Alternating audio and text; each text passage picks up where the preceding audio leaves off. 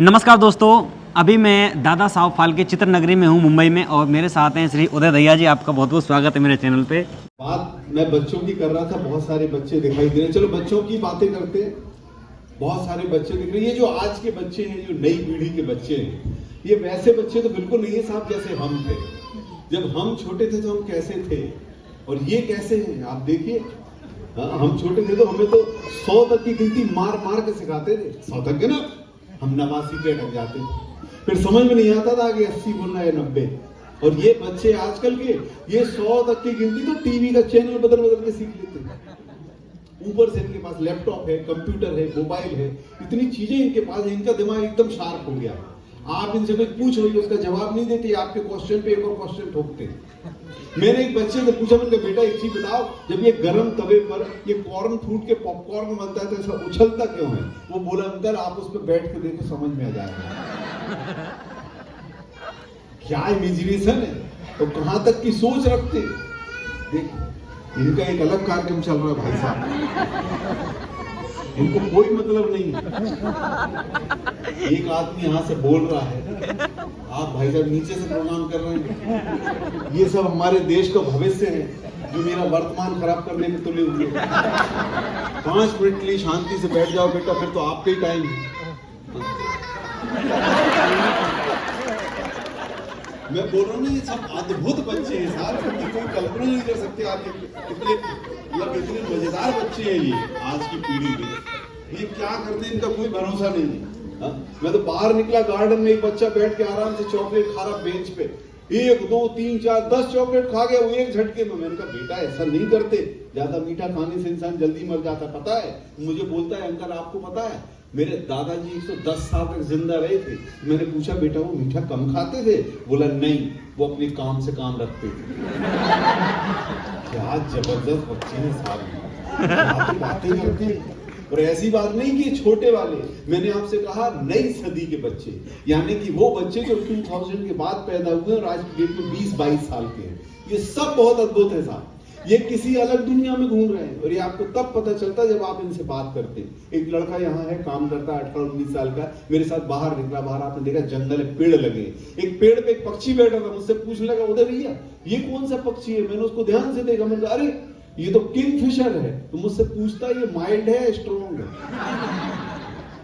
अब आप सोचो ये कौन सी दुनिया में घूम रहे हैं। और ये जो बच्चे इतने इंटेलिजेंट हो रहे हैं उसका सबसे बड़ा रीजन क्या है वो मैं आपको बताता हूँ। एक ऐसा कार्यक्रम जो पहले रोज होता था घर में, स्कूल में, आजकल वो बंद हो गया है। वो कार्यक्रम है पिटाई का कार्यक्रम।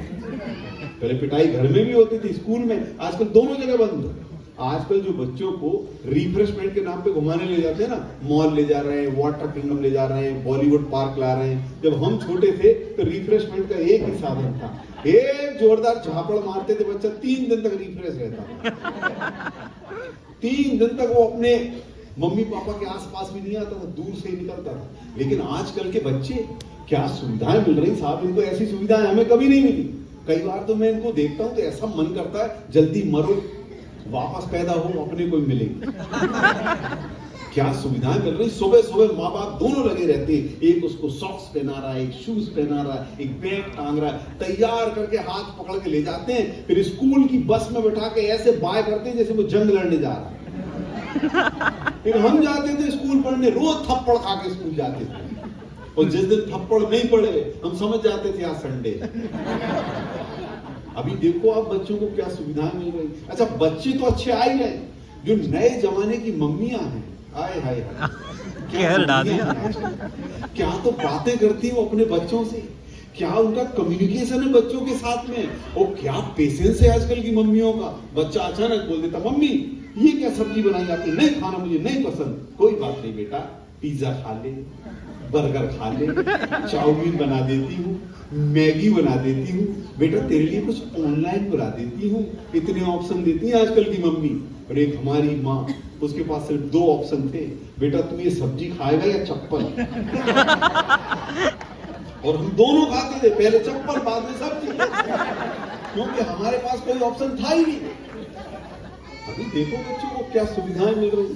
साल में एक दिन आते हैं अपने पापा के पास, पापा हैप्पी फादर्स डे, बताओ हमारे पिताजी को कभी फादर्स डे की जरूरत ही नहीं पड़ी। उनका तो जिस दिन मूड बन जाता था तो हाथ में एक जूता उठाते थे और बता देते थे मैं तेरा बाप हूं। और ऐसा हफ्ते में 2 बार होता, 2 बार फादर्स डे बनता था हमारे घर में, और हम ऑफ भी नहीं करते थे। और आजकल के बच्चे छोटे छोटे सिंगल डिजिट एज वाले बच्चे गलती से माँ बाप जरा सा ऐसा चांटा मार दे खड़े हो जाते हैं, आपने हमको क्यों मारा बताओ, क्वेश्चन करते हैं। यहाँ हमारी पिटाई होती थी, पूछना गया एक तरफ, हम तो हाथ छोड़ा के भागते ताकि आगे पिटने से बचे, क्योंकि तब याद नहीं पड़ता था, सामने पड़ गए तो जब तक सामने हो 10-15 पड़ते ही रहते थे। और कई बार तो पिटने के बाद बहुत देर तक हम यही सोचते रहते थे, यार आज इनने मारा क्यों। पिटाई की ऐसी होती थी पता ही नहीं चलता किस बात के लिए मार रहे हैं। रात को देर तक जाग रहे हैं तो पिटाई, सुबह देर तक सो रहे हैं तो पिटाई, नहाने नहीं जा रहे हैं तो पिटाई, बड़ों के नहाने टाइम बाथरूम घुस गए तो पिटाई, जहाँ बड़े लोग बैठे वहां से बार बार निकल रहे तो पिटाई, कहीं चप्पल घुमा के आ गए तो पिटाई, किसी और की पहन के आ गए तो पिटाई, फिल्म देखने के लिए पैसे मांग लिए तो पिटाई, दोस्त के पैसे से फिल्म देखा है तो पिटाई, किसी को पीट के आ गए तो पिटाई, किसी से पिट के आ गए तो पिटाई। तो कई बार तो इसलिए मारते थे, इसको 4-5 दिन से नहीं मारा तो जिस तरह का रिएक्शन आपका आ रहा है, मुझे ऐसा लग रहा मैं आपकी कहानी आपको ही सुना रहा हूं।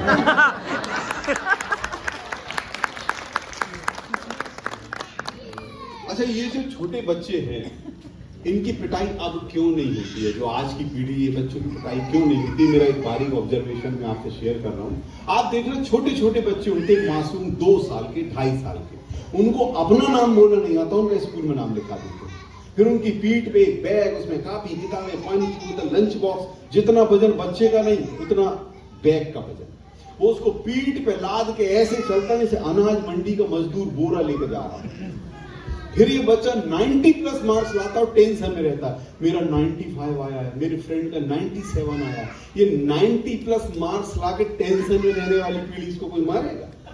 मैं छोटा था तो मैं अपने पिताजी को देख कर घबराता था कि मेरा बाप कहीं में 2-4 धर ना। मैं बड़ा हो गया हूं तो मैं अपने बच्चे को देख कर डरता हूं, भगवान ये मेरी औलाद किसी दिन कुछ कर ना दे। ये 90+ मार्क्स लाके टेंशन लेते हैं। मेरे भतीजे के 98% आए, वो टेंशन में। मैंने पूछा क्या हो गया बेटा, बोलता चाचा 98% आए। मैंने कहा बेटा जितने नंबर लाके तू टेंशन ले रहा ना, इतने नंबर में तेरा बाप और मैं दोनों मिलकर पास में थे। हमारे तो आते थे 48-49%, हम उसमें खुश रहते थे, हम खुश, घर वाले खुश, मोहल्ले वाले खुश, सब खुश। और ये बच्चे 90+ मार्क्स लाके टेंशन लेते हैं। कई बार मैं न्यूज में देखता हूँ कम परसेंट आए, कोई बच्चा घर से भाग गया, छत से कूद गया, वहां कूटा, कहां से खबरें आती, कम नंबर आ रहे हैं, बच्चे सुसाइड कर रहे हैं। मैं बच्चों से एक बात कहना चाहता हूँ, आप अपना 100% दो, लेकिन जब रिजल्ट आता है तो उसे एक्सेप्ट करो, क्योंकि कागज की डिग्रियों पे लिखे हुए परसेंटेज किसी का भाग्य तय नहीं करते। आप अपने भाग्य के बनाने वाले आप खुद हो, आप जिंदगी में जो चाहोगे बन जाओ। और मैंने देखा है जब जब किसी के हाथ में पढ़ाई की लकीर छोटी होती है ना, ईश्वर उसे एक ऐसा टैलेंट देकर भेजता है, बस पहचानने की देर है। हमारे देश में ऐसे बहुत सारे एग्जाम्पल हैं, उसमें से एक सचिन तेंदुलकर साहब हैं, जिनके पास कोई बड़ी डिग्री नहीं है, साधारण सा 10वीं-12वीं तक उन्होंने पढ़ाई की है, लेकिन उन्होंने एक ऐसा मुकाम बनाया है कि पूरी दुनिया उन्हें सलाम करती है। और उनके नाम का एक लेसन स्कूल के कोर्स में है, जिसे बच्चे पढ़ते हैं। इससे बड़ा कोई दूसरा एग्जाम्पल नहीं हो सकता है। तो बस बच्चों मन लगाकर पढ़ो, परीक्षा दो, लेकिन जब रिजल्ट आए तो उस मार्कशीट में कम परसेंट देखकर कोई गलत कदम मत उठाओ, क्योंकि वो मार्कशीट महज एक कागज का टुकड़ा है और आप किसी के दिल के टुकड़े। मैं बस यही कहना चाहूँगा कि इनका चैनल है, आप और भी जो लोग देख रहे हैं वो सब्सक्राइब करें और देखते रहें। बहुत अच्छे कार्यक्रम ये बनाते हैं इसमें। और जो दर्शक हैं मैं उनसे निवेदन करता हूं कि जब कभी भी आप मुंबई विज़िट करें तो समय निकालकर मुंबई चित्रनगरी, दादा साहब फाल्के चित्रनगरी में आएँ और बॉलीवुड पार्क में ज़रूर आप यहां पर विज़िट करें। यहां पर बहुत अच्छे प्रोग्राम होते हैं। हमारे कार्यक्रम के बारे में तो ये अपने चैनल पे आपको बताएंगे। उसके अलावा यहाँ पर और भी बहुत कुछ है, वैक्स म्यूज़ियम है, 7D सिनेमा है, क्रोमा है, वो सब भी इन्होंने रिकॉर्ड किया हुआ है, तो वो सब बताएंगे। हाँ, तो आप आएंगे तो आपको बहुत आनंद आएगा और आप यहाँ से बड़ी सुनहरी यादें लेकर जाएंगे फिल्म नगरी से, कि किस तरह से यहाँ पे शूटिंग होती है, क्या होता है, वो सब ये आपको बताएंगे। और जो भी दर्शक देख रहे हैं सबको मेरा बहुत बहुत फिल्मों में तो सर देखते ही हैं सभी, लेकिन हमारी वीडियो के माध्यम से देख पाएंगे कि बैकग्राउंड में क्या क्या चीज़ें होती है, वो सारी मैंने रिकॉर्ड की है। जी बिल्कुल बिल्कुल, आप देखिएगा। और मेरी अभी एक फ़िल्म आ रही है, अगली फिल्म का नाम है लव की अरेंज मैरिज। वो शायद 1-2 महीने में रिलीज़ होगी। बड़ी अच्छी फिल्म है, मैं उसमें आपको दिखाई दूंगा। बहुत बहुत धन्यवाद। जी शुक्रिया।